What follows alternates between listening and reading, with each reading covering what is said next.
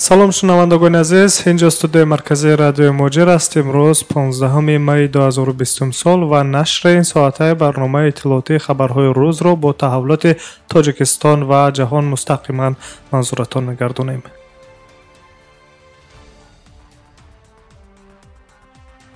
хабарҳои рӯзро аз душанбе Тоҷикистони азиз шурӯъ мекунем. вазири меҳнат, муҳоҷират ва шуғли аҳолии ҷумҳурияи Тоҷикистон ба намояндагии оҷонсӣ дар Русия дастур додааст, ки ба муҳоҷирони меҳнатӣ ҳама гуна дастгирӣ расонида шавад. чунин амр дар ҷараёни суҳбати видеоии вазир бо намояндагии хадамоти муҳоҷират, меҳнат ва шуғли аҳолии ҷумҳурии Тоҷикистон дар Федератсияи Русия ки тариқи видеоконференс баргузор гардид дода шудааст. хабар медиҳад дафтари матбуоти Вазорати меҳнат, муҳоҷират ва шуғли аҳолии ҷумҳурияи Тоҷикистон. гулрӯ ҷаборзода, вазири меҳнат, муҳоҷират ва шуғли аҳолии ҷумҳурияи Тоҷикистон ба раҳбарият ва кормандони намояндагии вазорат дар Русия дастур дод, ки ба муҳоҷирони меҳнатии тоҷик дар Русия ҳамаҷониба мусоидат кунанд. вазир ҳисоботи масъулони намояндагии хадамоти муҳоҷират дар Русияро дар давраи сирояти коронавирус дар минтақаҳои Москав, Санкт-Петербург, минтақаҳои Урал, Волга ва Сибири Русия шунид. гулрӯ ҷаболзода инчунин ба зарурати ҳамкории зич байни намояндагии хадамоти муҳоҷирати Вазорати меҳнат, муҳоҷират ва шуғли аҳолии ҷумҳурияи Тоҷикистон дар Федератсияи Русия ва диаспораҳои тоҷикони минтақаҳои Русия таъкид доштааст. дар байни ҳамватанони мо зарбаи аввалро аз ҳисоби буҳрон муҳоҷирони меҳнатӣ диданд, чунки онҳо дар давраи пандемияи коронавирус кори худро аз даст дода ба мушкилоти бепуливу бекорӣ рӯбарӯ гаштанд. таъкид доштааст вазири меҳнат, муҳоҷират ва шуғли аҳолии ҷумҳурияи Тоҷикистон дар видеоконференс бо намояндагони хадамоти муҳоҷират дар Русия.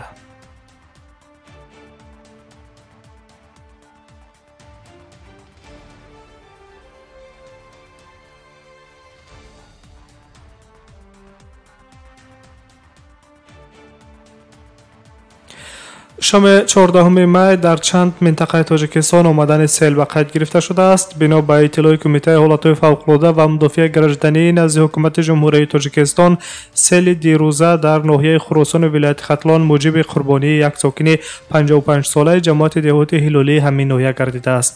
тавре гуфта мешавад, дар натиҷаи сели харобиовар дар ду ҷамоати деҳот дар ноҳияи Хуросони вилояти Хатлон 10 хона хароб гардида боиси рабурдани ҷони як сокини маҳаллӣ гардидааст. хотиррасон мекунем, ки дар ноҳияи Хуросон дар моҳи март низ сели харобиовар чанд манзили сокинонро пурра ва қисман хароб намуда, он вақт низ дар натиҷаи ин офати табиӣ як сокини маҳаллӣ низ ба ҳалокат расида буд. кумитаи ҳолатҳои фавқулодда ва мудофиаи гражданӣ назди ҳукумати ҷумҳурияи Тоҷикистон ҳамчунин хабар медиҳад, ки дар чанд минтақаи дигари ҷумҳурӣ низ омадани сел ба қайд гирифта шудааст. аз ҷумла дар шаҳри Ваҳдат бино ба зиёд шудани оби дарёи Элок ва Кофарниҳон зиёда аз 200 метр роҳ, пули мошингузар ва 3 манзили истиқоматии сокинон қисман ва пурра хароб гардиданд. ҳавошиносон вазъи номусоиди боришоти шадидро то охири ҳафтаи равон дар Тоҷикистон пешгӯӣ мекунанд.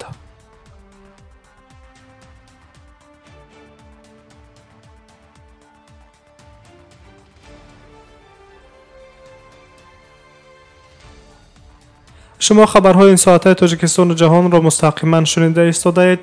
طبق اطلاع وزارت کارهای داخلی روسیه، شماره جنایت‌ها در بین مهاجران در روسیه کم شده است. از جمله جنایت‌های غارتگری، دزدی و راهزنی که قبلا با این گونه جنایت‌ها مقامات حفظ حقوق روسیه مهاجران مهنتی را بیشتر متهم می‌دانستند. خبر می‌دهد ریا نوستی.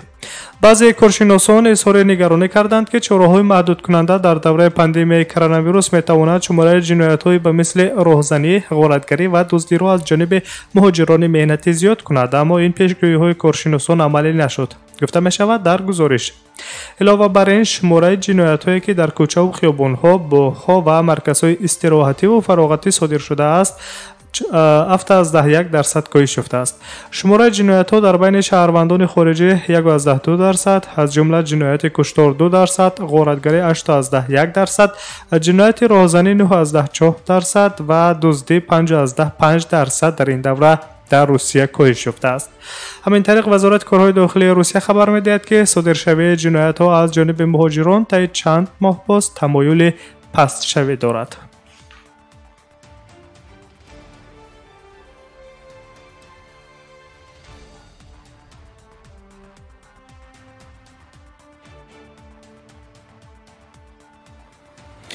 хароҷот барои сохтмони нерӯгоҳи барқии оби роғун дар соли оянда мувофиқи ҷадвали тасдиқшуда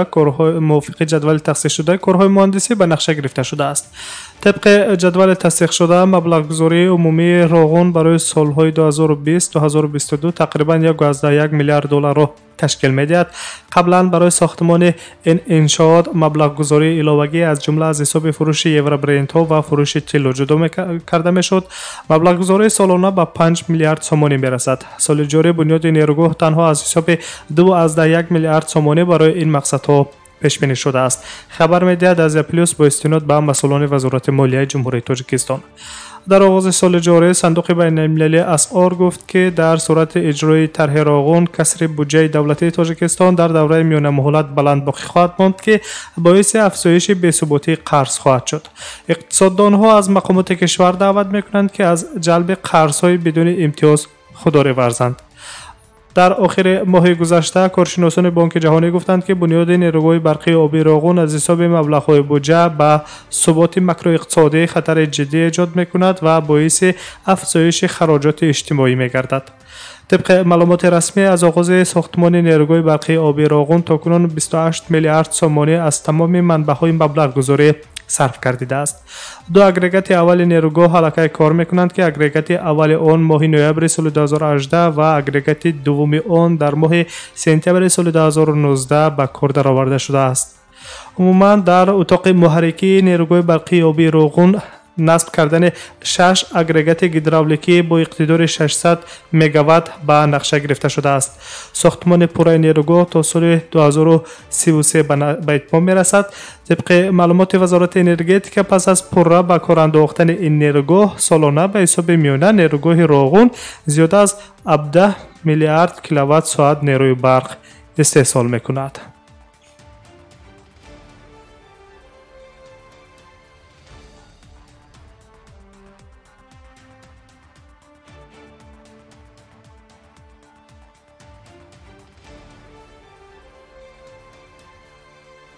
و از تاجیکستان به ازبکستان همسایه می رویم. مقامات ازبکستان تصمیم گرفتند که چاره‌های کرانتینی را برای کرونا ویروس در کشورشان دراز کنند، اما با جاری کردن یک قطار سبکی‌های نو.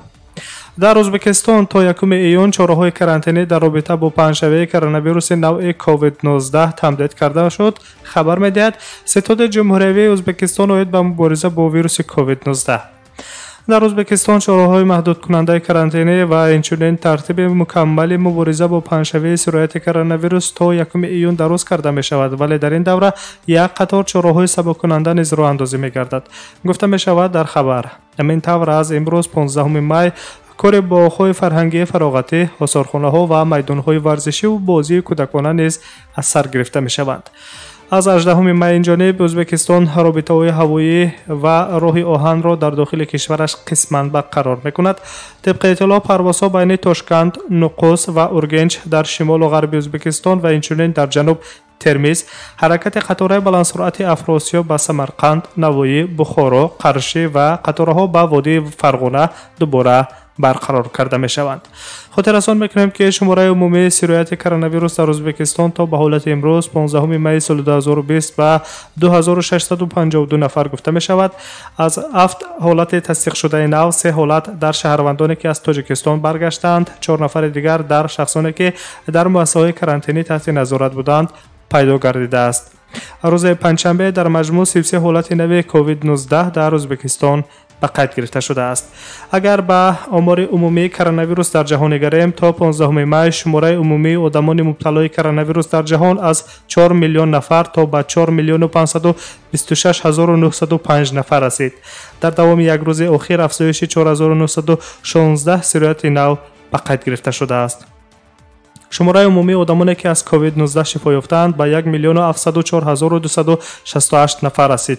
303,405 نفر دیگر باشد تا کنون از ویروس کووید 19 طبق معلومات رسمی سازمان جهانی بهداشت وفات کرده‌اند.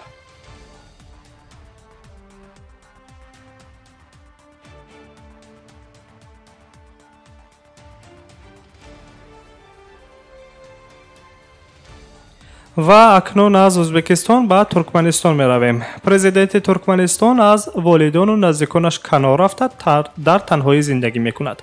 این همه بهر چیست؟ کرونا ویروس و یا سبب دیگره؟ چون همیشگی سوالهای به جواب باقی می مانند. از جانب مقامات ترکمن نیز رسما یگانه اظهاراتی داده نمی شود.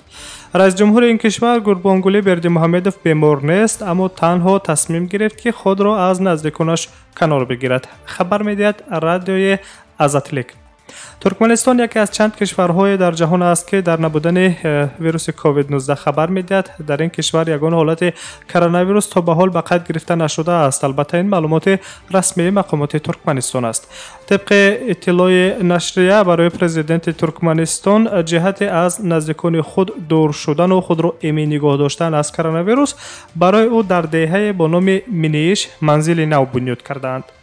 با اندیشیدن تمام چاره‌های محافظتی بهره حفظ سلامتی پرزیدنت ترکمنستان از بیماری‌های سیریاتی در عموم، مقامات ترکمنستان باز هم اندیشه خود را درباره آنکه در این کشور کرونا ویروس وجود ندارد به پرگی دستگیری می‌کنند.